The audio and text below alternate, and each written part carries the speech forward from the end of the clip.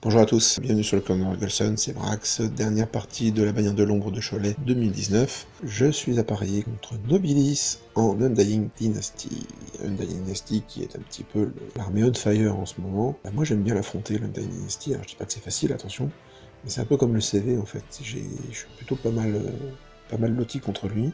Par contre, ce que je crains, c'est évidemment l'évocation, plaît à la divination. Et fort heureusement, Nobilis, vous allez voir, ne joue pas ce genre de magie, il ne joue pas en fait la liste que j'ai l'habitude d'affronter avec des serpents, des machins et tout ça.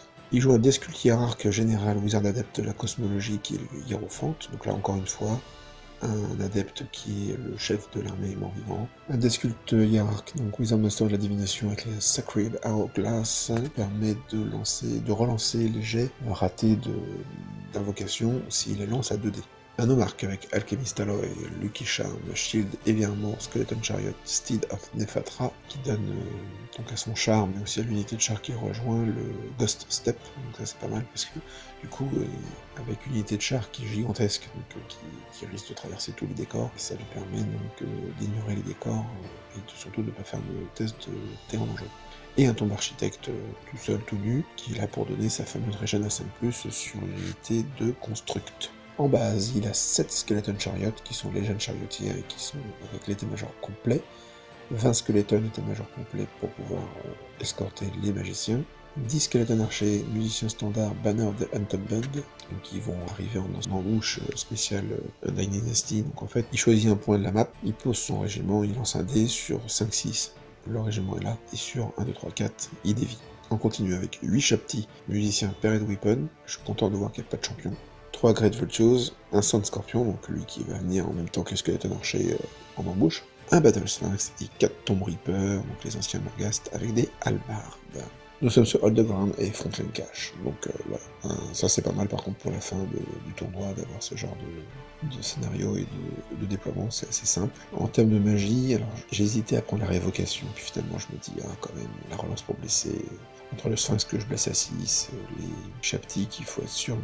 Enfin, il faut faire du score dans les Shapti, le Scorpion qui a 5 dents, les Morghast, voilà, donc bon, je préfère prendre la relance pour blesser. En divination, le No Time Enemy, donc c'est le plus dans CC Off Def et agilité. Le Scrying qui permet d'avoir le Hard Target Distracting. C'est Stars Align, la relance pour toucher avec les attaques divines, donc très compliqué quand on a du Shield Wall. Le Portent of Doom. Un Portent of Doom, sort numéro 6 de la divination. C'est un permanent, donc ça par contre, c'est ça en fait qui m'a permis. Voilà, j'avais un peu peur de ça, mais en fait la révocation ne fonctionne pas dessus, donc pas d'intérêt de prendre la révoque. En fait ça vous donne -1 en résultat de combat, donc c'est permanent, et c'est cumulable. +1 par personnage qui sont dedans. Dites-vous qu'avec la T-Star que j'ai actuellement, avec mes 3 persos, le sort il passe une fois, j'ai -4, le sort il passe une deuxième fois, -8. Donc très compliqué. Mais si je laisse passer une fois pour casser avec la Devouring, c'est-à-dire que je vais me taper un -4 toute la partie. Et en cosmologie, donc le Ultralight Sight et la Perception of Strength, qui permet d'avoir donc des bonus ou des malus pour toucher et en force et AP pour le deuxième sort.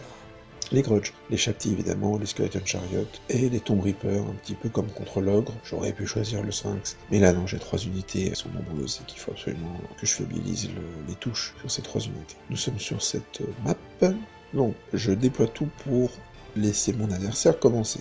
Sur Hold the Ground, j'aime bien jouer en deuxième. Donc là par contre je fais un déploiement on ne peut plus classique. Je déploie les All Guardians de part et d'autre de la Death-Star, le petit pack de Longbarb légèrement sur la droite, et l'Anvil of Power collé à la table. L'idée c'est que s'il y a un Sand Scorpion qui sort par là, je vais pouvoir essayer de l'attraper avec les 5 Longbarb.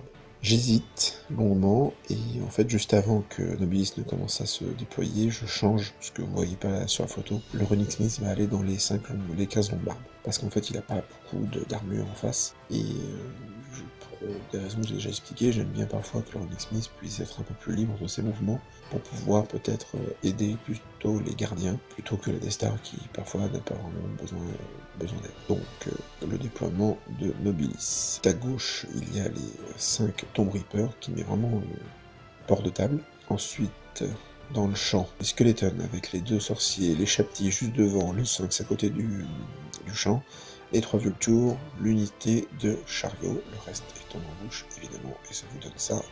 Vous voyez là sur cette photo le Running Smith, et bien avec ses 15 longues barbes. Je fais mon avant-garde pour passer la ruine, et me placer juste à côté du pion du centre. Au tour 1 de Nobilis, il envoie les vultures au maximum de leur mouvement pour rediriger des stars, et il avance avec le sphinx, les chaptis et les chariots qui commencent à faire le tour de la colline. Les Tomb Reapers, hop, eux, se ramènent en faisant le tour de la forêt. En magie, il met un scrying sur le sphinx, bon, ok, cas où je lancerai peut-être les gardiens dessus. Ils sont un peu loin, mais il pourrait. Et il rate le Portent of Doom. Donc là, très clairement, s'il l'avait passé, je pense que je l'aurais laissé et je l'aurais détruit. En tir, il n'a pas de cible, donc il ne tire pas dessus. Au tour 1, je lance le roi tout seul dans les chaptis. Je lance le roi dans les chaptis parce que les vultures ne sont pas placées de façon à l'empêcher de sortir. Ils ne pouvaient pas, ils étaient trop loin. L'idée, c'est que si j'avais pris les vultures, alors on serait resté comme ça, il y aurait eu le sphinx et les chaptis de face, et puis... et peut-être les chariots de flanc. En fait, je voulais éviter de donner le flanc aux chariots, je voulais éviter d'avoir les 3 unités dans ma destin. Donc là, j'envoie le roi, et en fait, bon, il est placé là, ça vous paraît peut-être un peu bizarre avec les roues, les machins, etc., mais peu importe, en fait, même s'il était sur le chaptis de gauche, qui est le plus logique, en termes de charge, le sphinx ne le voit pas. On vérifie juste après, mais il ne le voit pas, je suis hors de son arc de vue. J'avance le reste de mon armée, mais doucement, parce que je veux garder une couverture en fait sur ce qui se passe. Donc voilà, le roi face au chaptis. En magie, j'arrive à lancer un -1 pour être touché et un -1 blessé sur le roi. Donc ça c'est super. Et en plus, j'arrive à passer un -1 pour être blessé dans la déesse, au cas où le sphinx viendrait, au cas où les chariots viendraient.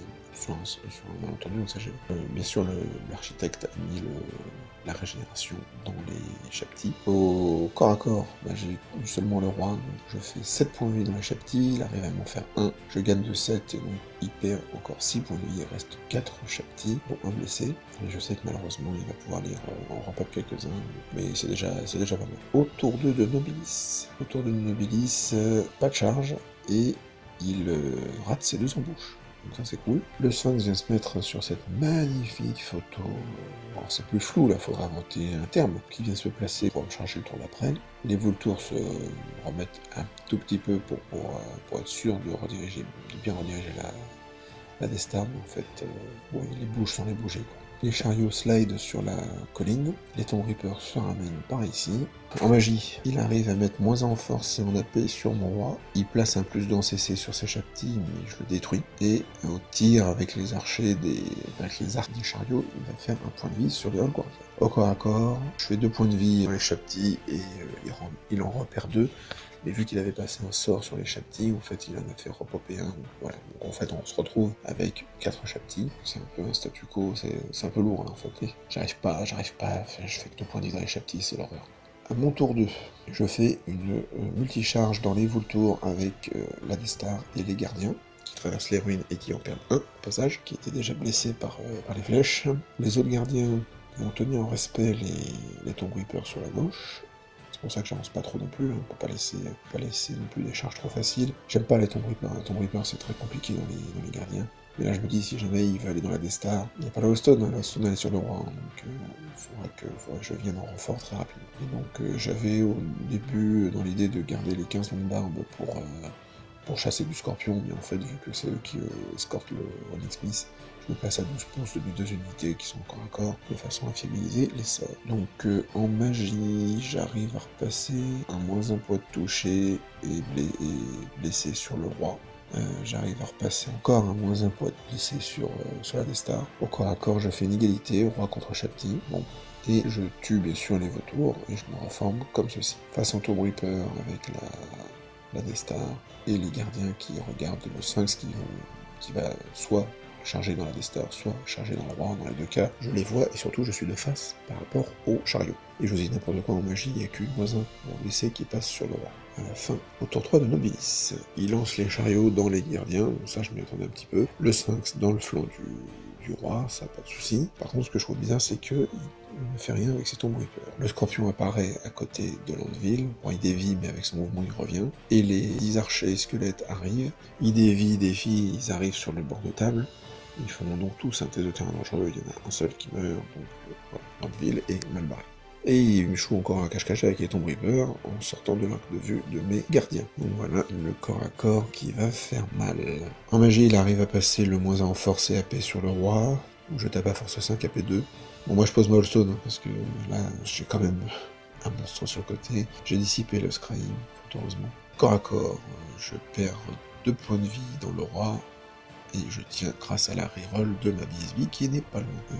Je crois que je tue un Chapti, peut-être. Ouais. J'arrive à tuer un Chapti. Contre les chars, je fais 6 points de vie de char, je perds 7 points de vie de Guardian. Et là encore, comme vous le voyez sur la photo, vu qu'il a plus de bonus de rang avec son unité de char, et ben je suis tenace grâce au Running Standard of the Hold. Et donc je suis à 10 reroll puisque je suis à portée de mon roi, enfin moi j'ai mon propre commandement, hein, évidemment. Et puis je suis à portée de ma BSB, donc pas de soucis, je tiens face à cette charge de char qui aurait pu faire bien plus mal que ce que je pensais. Elle a quand même tué 4 Guardians, ce qui n'est pas enfin 3, parce qu'ils sont déjà morts à cause de l'arme, ce n'est pas négligeable. J'ai oublié de dire bien sûr, mais à la fin de mon tour 2, j'avais marqué le premier point de scénar à mon tour 3. Alors je tente un truc, je lance les longues armes dans les chariots. En fait l'idée c'est que je vais devoir traverser la ruine. D'ailleurs, vous voyez que j'en ai perdu 2 au passage. Mais je vais ramener un rang, je vais ramener une charge, je vais ramener une bannière. Tout ça peut concourir à faire tomber les chariots. Je vais pas mettre beaucoup d'attaques, hein, parce que là, je clique vraiment sur le coin, donc j'en aurai 2 qui pourront taper. Mais c'est surtout les bonus feats, puisque de toute façon, je pourrais pas attraper le scorpion. Non, j'en perds 3 dans la ruine. Je perds 3 longs dans la ruine. En termes de charge, donc quand je m'étais reformé avec ma déesse, je voulais voir toujours les Chapti. Donc je charge dans les Chapti, et je réussis ma charge, mais je crois qu'elle est auto, donc pas vraiment de victoire là-dessus. Et donc on se retrouve comme ceci, et donc bah, je continue à pivoter avec les gardiens pour regarder les tombes. En magie, je mets un -1 pour être blessé sur le roi, encore une fois. J'arrive à mettre une reroll pour blesser sur les longues barbes dans la déesse. Et ça va faire beaucoup de différence, puisqu'en fait, corps à corps, je vais faire 1 point de vie dans le Sphinx, je vais faire 2 points de vie dans le Chapti. Mais en fait, avec tous les bonus divers et variés, le fait que je n'ai perdu qu'un point de vie dans le roi, puisqu'il y a la charge, les 3 rangs, la bannière, la grande bannière, plus les points de vie qui sont faits, le Sphinx décède. Donc finalement, le petit point de vie que le roi avait fait tout à l'heure, bah, ça fait la différence. Et il reste un Chapti. Contre les chariots, je perds 1 point de vie dans les Guardian, je perds un long barre, donc il fait vraiment pas grand chose. Moi je fais 6 points de vie dans les chars, je gagne de 7, il reste plus que le monarque et un chariot. Donc on est là-dessus, il y a plein de tokens, ça c'est les points de vie de mes... entre les sorts, la Stone, les points de vie de mon roi, je reforme un peu mes Guardian. Et je slide en fait pour permettre d'avoir un peu plus d'attaque sur les longs barres. À la fin du tour 3, je marque le 2e point du centre. Tour 4 de Nonélis, le scorpion charge en ville. Il tente une marche forcée avec ses persos pour les sortir, mais il n'y arrive pas. Donc en fait, il va se retourner avec son unité, et il va aller se balader. Et donc on est comme ça, et vous voyez que les Tomb Reaper profond encore un tour, mais il s'éloigne quand même. Il s'éloigne vachement des différentes cibles potentielles. En magie, il arrive à passer un Scrying sur les Chapti, dissipe le Stars Align, il rate le -1 en force. Enfin, mon roi va taper normalement. Je perds 2 longues barbes, je lui fais 4 PV, donc, parce que bien sûr il y a un Chapti qui est revenu du coup. Les Chapti sont décédés, donc je m'en débarrasse sur ce tour 6, ce qui est très bien. Et ce qui est très bien aussi, c'est qu'il lance un défi avec son Nomarque, je le prends avec mon champion All Guardian. Je lui fais 2 points de vie, il me fait 1 point de vie. Je crois que je tue l'autre chariot avec les autres attaques, et donc le Nomarque dépop. Le Scorpion fait 1 point de vie, je crois, dans l'endeville. À mon tour 4, je me retourne, je vais essayer de chasser un peu ces skeletons avec les 4 All Guardians. Ils sont déjà retournés toute l'armée vers les Tomb Reaper. Donc Landville meurt, j'essaie de passer des sorts dessus, il a tout dissipé, il me tue Landville. Et en fait on va s'arrêter là parce que je reviens sur la photo d'avant. Il va se barrer avec les skeletons. Et en fait je vais pas pouvoir l'attraper, enfin je pourrais essayer, donc il y a très peu de chances que j'y arrive. Et puis les Tomb Reaper, en fait le problème c'est que le roi est revenu au chaud dans sa Destar, le souci c'est qu'il a plus que 2 points de vie. Et donc pas envie qu'un Reaper me one-shot le roi sur un malentendu, donc la Destar je vais pas l'envoyer, je peux envoyer les 15 longues barbes. Je pourrais envoyer les 8 gardiens, mais moi je sais ce que ça fait les 8 gardiens contre 4 Tomb Reaper, les Tomb Reaper peuvent gagner. Ils ont pas de bonus magique, il n'y a pas l'évocation pour les aider, mais ça reste quand même très compliqué. Donc je préfère ne pas le faire, lui il va mettre ses Tomb Reaper de l'autre côté, en fait il va les faire entre guillemets fuir, même si je voulais les attraper je pourrais pas. Et en fait il va lâcher le Necrotect en arrière pour rediriger les gardiens, donc on s'arrête là, on considère que j'ai pris le Necrotect et on compte les points. puisque de toute façon, il y aurait eu 2 phases de marche forcée complète, donc à part peut-être que j'aurais une charge à 12 au T6 pour attraper ces squelettes, mais avec les 4 All Guardians, mais bon. Je crois que c'est même pas faisable. Je crois qu'on a regardé la distance qu'il faisait, et je crois que j'étais hors de portée de charge. Donc on s'arrête là-dessus. Très content de ce qui s'est passé dans cette game, parce que il y a un moment j'ai eu un peu chaud pour le roi, quand même, j'ai un peu peur pour le roi. Donc on compte les points, il prend que Landville. Décidément les morts vivants n'ont pas... À part prendre Landville, ils ont un peu de mal sur ma liste, hein, comme je l'ai déjà dit. Et du coup, c'est un 16-4 pour moi. J'ai le scénar évidemment, puisque j'ai marqué 3 points, enfin j'ai même marqué 5 points au niveau du centre. Et donc c'est un 19-1 contre Nobilis. Donc encore une super game, franchement le dimanche, 2 games bien sympas. Il est clair que je pense que Nobilis avait un peu peur de mes All Guardian avec ses Tomb Reaper, et son raisonnement n'est pas débile, c'est-à-dire que pour lui, il pense que les All Guardian vont le défoncer. Donc en fait, en faisant le jeu de chat et la souris, il scotche 885 points avec une unité qui vaut presque la moitié. Donc au final, c'est pas con. Après, ce qu'il faut savoir, c'est que les Tomb Reaper contre les All Guardian, ça fait très mal.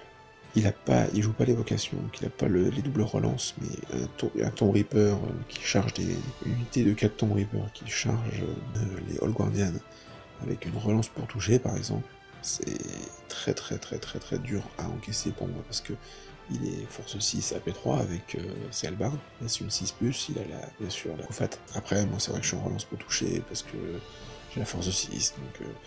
c'est un combat qui se fait, quoi. Voilà, c'est un combat qui se fait, il a décidé de ne pas l'engager dans la bataille. Moi j'étais très content, donc je me suis empêché d'y aller parce que je sais ce que ça peut donner. Donc je me suis dit, bah écoute, tu prendras pas ton Reaper, mais au moins ils feront rien de la game. Enfin, ils ont scotché les 8 gardiens, mais le reste de l'armée a pu s'en sortir assez bien. Donc voilà, donc fin de cette partie 19, super content. Donc là c'est la remontée de chez Remontée. Rendez-vous dans la vidéo de conclusion pour connaître le dénouement de la bannière de l'ombre et savoir si le clan la ramène chez lui. Cette putréfaction sur vous.